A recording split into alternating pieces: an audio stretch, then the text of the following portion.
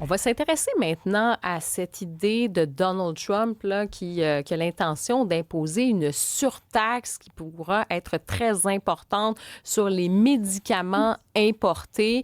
Et ça, donc, il y a notre collègue Francis Coates, qui est expert en sécurité et enseignant à l'École de technologie supérieure, qui s'est penché sur la question, puis surtout sur les impacts. Qu'est-ce que ça peut vouloir dire au-delà de l'augmentation des coûts possibles, mais est-ce qu'il y a un enjeu de sécurité en lien avec tout ça? Ben, Francis Coates est là avec nous pour nous en parler. Salut Francis!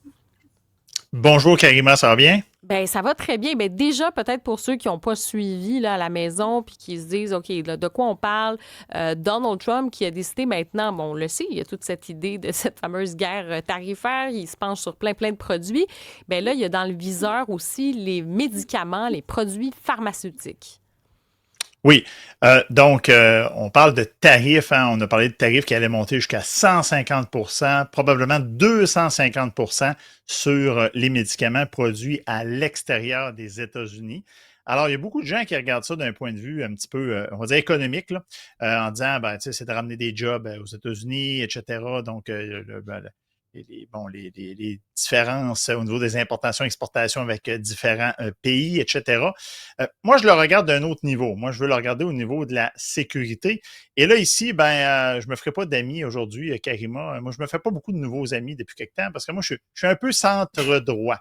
Alors, quand je parle en bien de Donald Trump, on me lance des roches, je suis pro-Trump. Puis quand je parle en mal de Donald Trump, je me fais lancer des roches parce que je suis un anti-Donald Trump. Fait que c'est très difficile là, de se positionner par rapport à ça. De toute Euh, façon, rassure-toi, Francis, peu importe ton positionnement, dès qu'on va dans l'espace public, c'est la rançon de ta gloire. Que veux-tu? Ah ben, d'ailleurs, j'écoutais tes autres entrevues d'avant, puis je rongeais mon frein, hein. J'avais le goût d'appeler à la ligne ouverte. Là, je t'ai rendu là tantôt. Donc, on parle d'augmenter des tarifs, côté économique, mais aussi le côté sécurité, comme je le disais. Hmm. On l'a vécu avec la COVID, hein, quand c'est arrivé. On s'est rendu compte qu'on dépendait énormément des importations, hein. On s'est rendu compte que le Canada avait pas beaucoup d'infrastructures pour fabriquer, ben, si je me rappelle bien, c'était zéro infrastructure pour fabriquer des vaccins de nouvelle génération. On avait des infrastructures pour fabriquer des vaccins pour la grippe, là, mais des vaccins de nouvelle génération, on n'avait pas nécessairement les infrastructures pour faire ça. Ne serait-ce que les masques, hein, on dépendait de la Chine, on n'avait pas de masques et on faisait on commandait à la demande, hein. On a besoin de tant de millions de masques pour les 6 prochains mois, on en commande. Tu sais. Puis quand on aura besoin, on en recommandera. Un petit peu comme on fait sur Amazon, hein. On commande quasiment au jour le jour. Et on avait une réserve stratégique nationale, hein, au Canada. Alors, on espérait de conserver des trucs là-bas si jamais il arrive une catastrophe. Tu sais, on a des équipements. Puis on s'est rendu compte que sur papier, elle était pleine, la réserve. Mais concrètement, il n'y avait pas d'entretien. Les équipements étaient désuets, non fonctionnels. Donc, sur papier, ça marchait, mais dans la vraie vie, ça ne marchait pas. Donc, l'orientation de Donald Trump de dire on va rapatrier des entreprises aux États-Unis pour s'assurer qu'on a une certaine autonomie au niveau des États-Unis. Au point de vue de la sécurité, c'est une excellente idée, là. Donc, ici au Canada, on devrait s'inspirer de ça pour essayer de ramener des trucs au Canada pour être capable d'être beaucoup plus autonome. Hmm. Ben, en fait, on se demande des fois, ben, c'est quoi, on n'a pas appris de cette période COVID ou c'est dans les faits, c'est comme c'est compliqué à mettre en œuvre aussi?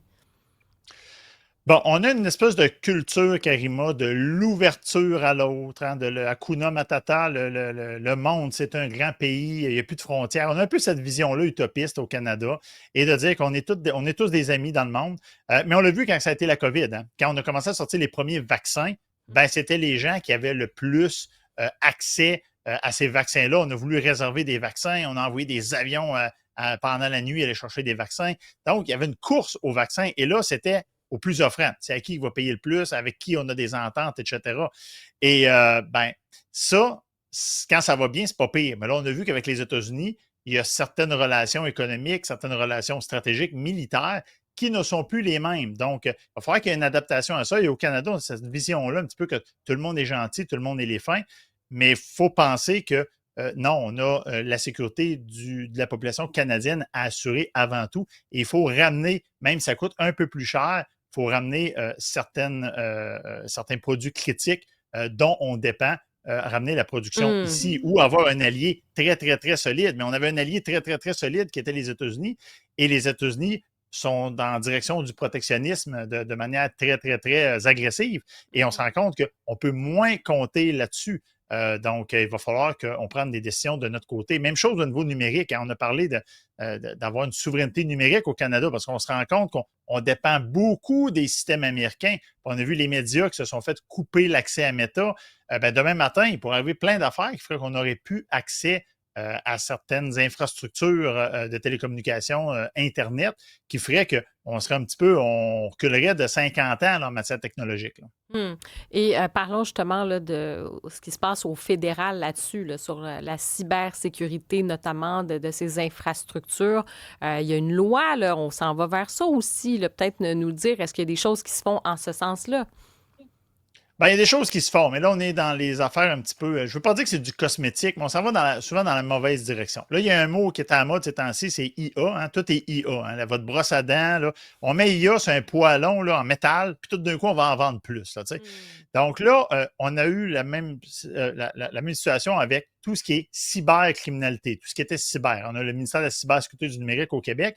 Et là, on a la loi, le projet de loi C8 qui vise à renforcer la cybersécurité des infrastructures essentielles au niveau fédéral.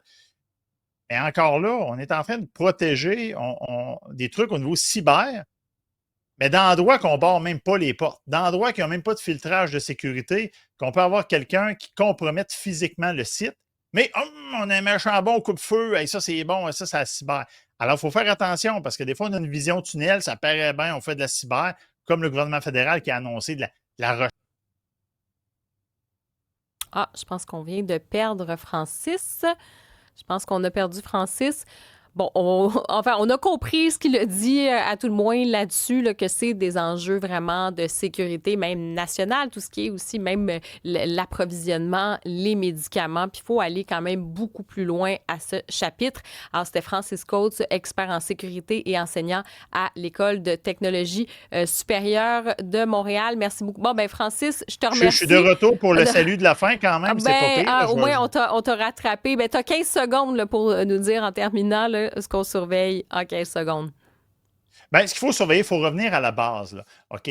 Comme je dis. Non, je pense que la base, là, ça y est. Ben écoute, on se reparlera. Ça a encore coupé la communication, mais on a compris quand même l'essentiel. Merci à Francisco.